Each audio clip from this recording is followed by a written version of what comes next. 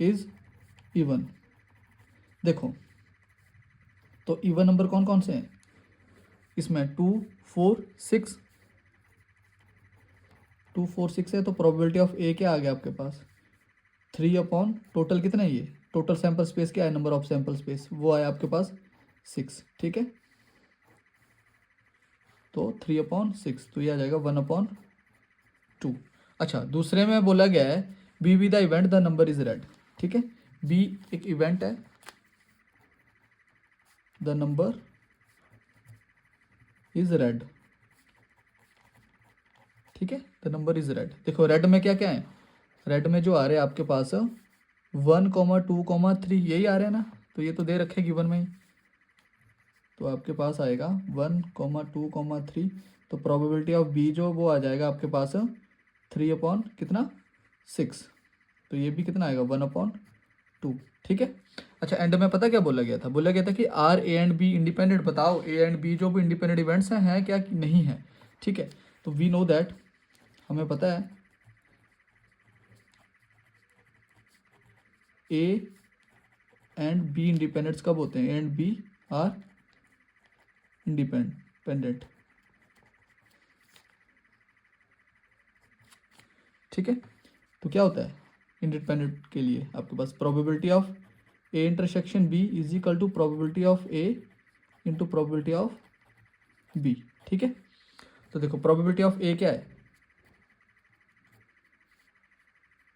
अच्छा उसके लिए आपको पहले ए इंटरसेक्शन बी भी तो निकालना पड़ेगा, ठीक है। तो यहाँ पे देख लेते हैं ए इंटरसेक्शन बी, तो ए इंटरसेक्शन बी का मतलब है कि ए और बी दोनों में कॉमन चीज़ देखो, तो मेरे को लग रहा है 2 ही आ रहा है कॉमन सिर्फ, ठीक है।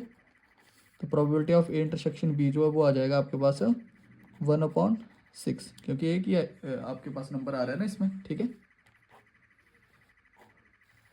तो इधर आ जाएगा 1/6 is equal to probability of A कितना है 1/2 इंटू 1/2, तो ये आ जाएगा आपके पास 1/6 is equal to 1/4।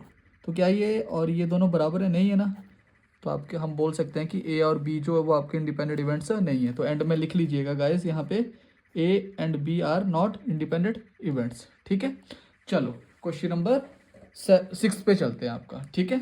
Question number 5 यहाँ पे खत्म होता है। चलो क्वेश्चन नंबर 6 जो है वो आपका क्या कह रहा है, let E and F be the events with probability of E is equal to 3/5, probability of F is equal to 3 कितना दिया गया है 10 दिया गया है ये, ठीक है।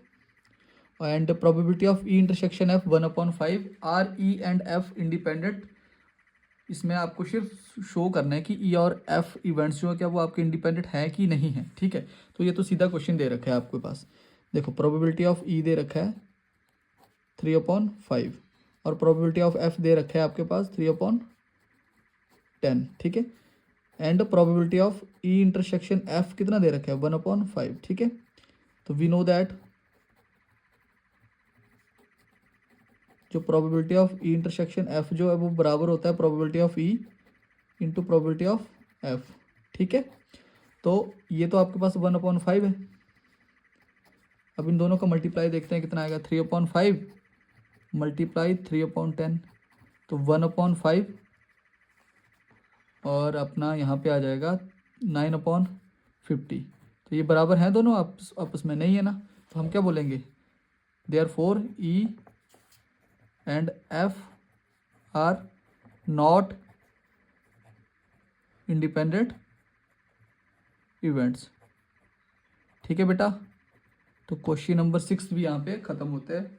अब हम आगे देखेंगे क्वेश्चन नंबर 7। चलो क्वेश्चन नंबर 7 क्या कह रहा है, given that the events A and B are such that probability of A 1/2, probability of A union B is equal to 3/5 and probability of B is equal to P के बराबर दे रखा है। आपको find करना है पी की value, जिसमें 2 cases they रखे हैं, म्यूचुअली एक्सक्लूसिव फर्स्ट वाला और सेकंड वाला इंडिपेंडेंट, ठीक है। तो देखो म्यूचुअली एक्सक्लूसिव का मतलब होता है कि 2 इवेंट्स का 2 इंटरसेक्शन होता है, मतलब probability of A intersection B जो है वो 0 के बराबर होता है, ठीक है। तो देखो पहले वाला केस में क्या बोला गया है कि ए एंड बी जो है वो क्या है, म्यूचुअली एक्सक्लूसिव, ठीक है। तो देखो हमें पता है कि जो probability of A union B जो है वो बराबर होता है, वी नो दैट, यहाँ पे लिख लीजिए we know that, probability of A union B जो वो बराबर होता है probability of A plus probability of B minus probability of A intersection B. ठीक है, तो देखो अब इन सब की वैल्यू हमारे पास दे रखी है। देखो probability of A union B जो है वो आपके पास है 3/5 is equal to probability of A जो है वो आपके पास 1/2 और प्रोबेबिलिटी ऑफ बी जो वो पी है, माइनस किसके लिए निकाल रहे हैं, म्यूचुअली एक्सक्लूसिव के लिए निकाल रहे हैं, तो वो प्रोबेबिलिटी ऑफ इंटरसेक्शन बी किसके बराबर होता है, 0। ठीक है, आई होप सो आप लोगों को यहाँ तक पता लगा होगा। ठीक है, तो देखो 3/5 इज इक्वल टू 1/2 प्लस में पी। अब नेक्स्ट स्टेप क्या है, 3/5 एज इट इज़, यहाँ पे 2 एलसीएम आ गया और ऊपर आ जाएगा आपके पास 1 + 2p। अब क्रॉस मल्टीप्लाई कर दो, 2 3 ज़ा 6 और 5 से मल्टीप्लाई करा तो 1 + 2p। ऑलराइट, अच्छा तो आपके पास ये आएगा 6 इज इक्वल टू 5 1 ज़ा 5, 5 2 ज़ा 10, 10p। ठीक है, तो 6 में से 5 लेस हो जाएगा, 10p एज इट इज़, यहाँ पे आ जाएगा 1 इज इक्वल टू 10p और p की वैल्यू जो आएगी वो आएगी आपके पास 1/10। तो पहले वाले केस में आपके पास जो वैल्यू आई p की म्यूचुअली एक्सक्लूसिव के केस में वो आई 1/10। अब हम देखते हैं आपका सेकंड पार्ट। ठीक है, सेकंड पार्ट क्या कह रहा है आपका, इंडिपेंडेंट ना, चलो देखते हैं दूसरा पार्ट क्या रहा है, इंडिपेंडेंट। ठीक है, तो इंडिपेंडेंट का मतलब होता है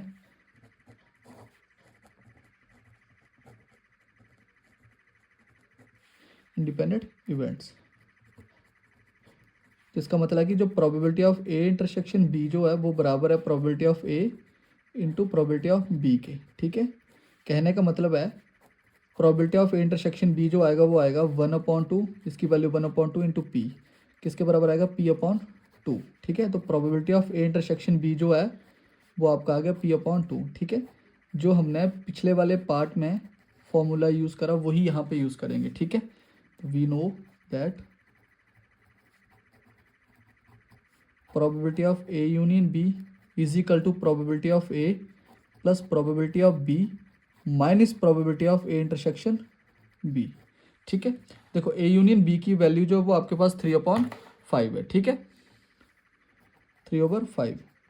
प्रोबेबिलिटी ऑफ A की वैल्यू जो है वो आपके पास है 1/2 प्लस B की वैल्यू जो वो P है माइनस इसकी वैल्यू जो वो आपके पास P/2 है। ठीक है, अब क्या करिए, एलसीएम ले लीजिए, 3/5 इज इक्वल टू यहाँ पे इसके नीचे 1, नीचे आ जाएगा 2 एलसीएम, 1 + 2p - p। ठीक है, 3/5 और यहाँ पे बन जाएगा आपके पास 1 + 2p में से 1p गया तो p रहेगा। ठीक है, /2 क्रॉस मल्टीप्लाई 2 3 ज़ा 6 और 5 से इन दोनों को मल्टीप्लाई तो ऐसे लिखा जाएगा ना, और आपके पास आएगा 6 इज इक्वल टू 5 + 5p। अब ये कैंसिल कर दो, 6 में से 5 लेस हो जाएगा और 5p एज इट इज़। ठीक है, और 1 इज इक्वल टू 5p और p की जो वैल्यू आएगी वो आएगी आपके पास 1/5 और यही आप लोगों को फाइंड करने को बोला गया था। ठीक है, एक मिनट एंड में आपके पास बोला गया है, नहीं सिर्फ यहाँ तक ही बोला गया था, मतलब p की वैल्यू ही फाइंड आउट करने को बोली गई थी। तो दोनों केसेस में p की वैल्यू आपकी फाइंड आउट हो चुकी है। तो अब हम आपका देखेंगे क्वेश्चन नंबर 7th के ऊपर चलेंगे। ठीक है, सॉरी 7th क्वेश्चन करवा दिए, क्वेश्चन नंबर 8th के ऊपर चलेंगे आपका। ठीक है, क्वेश्चन नंबर 8th है, let a and b be the events with probability of a is equal to 0.3 and probability of b दे रखा है 0.4 के बराबर। फाइंड करना है प्रोबेबिलिटी ऑफ इंटरसेक्शन b। तो पहले वाले पार्ट में प्रोबेबिलिटी ऑफ इंटरसेक्शन बी, तो इसका जो फॉर्मूला होता है वो होता है probability of A into probability of B. तो ये आपका बन जाएगा प्रोबेबिलिटी ऑफ ए 0.3 मल्टीप्लाई 0.4, तो इसका जो सॉल्यूशन आएगा वो आएगा 0.12। तो probability of A intersection B जो आ गया वो आ गया 0.12। ठीक है, अब सेकंड वाले पार्ट पे चलते हैं। ठीक है, सेकंड वाला पार्ट है आपका probability of A union B. तो इसका जो फॉर्मूला होता है वो क्या होता है, probability of A plus probability of B minus probability of A intersection B. चलो वैल्यू पुट करते हैं, A union B as it is, probability of A की वैल्यू है 0.3 प्लस बी की है 0.4 और इसकी जो है वो अभी निकाली 0.12, ये बन जाएगा आपके पास 0.7 माइनस 0.12 और इन दोनों को लेस करके जो आएगा वो आएगा आपका 0.58। बेटा आप लोग चेक कर लीजिएगा 0.58 ही आएगा, ठीक है। तो जो probability of A union B जो आया वो आया आपके पास 0.58। चलो अब थर्ड पार्ट क्या कह रहा है।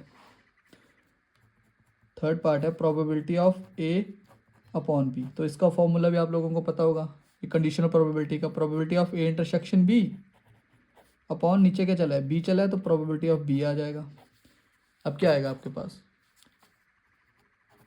इसकी वैल्यू अभी फाइंड आउट करिए आप लोगों ने 0.12 और बी की जो वैल्यू है प्रोबेबिलिटी की वो दे रखी है 0.4, ठीक है। इसको सॉल्व करने का एक और अच्छा सा तरीका है, आप लिखोगे 12/100 और नीचे लिखोगे 4/10, ठीक है।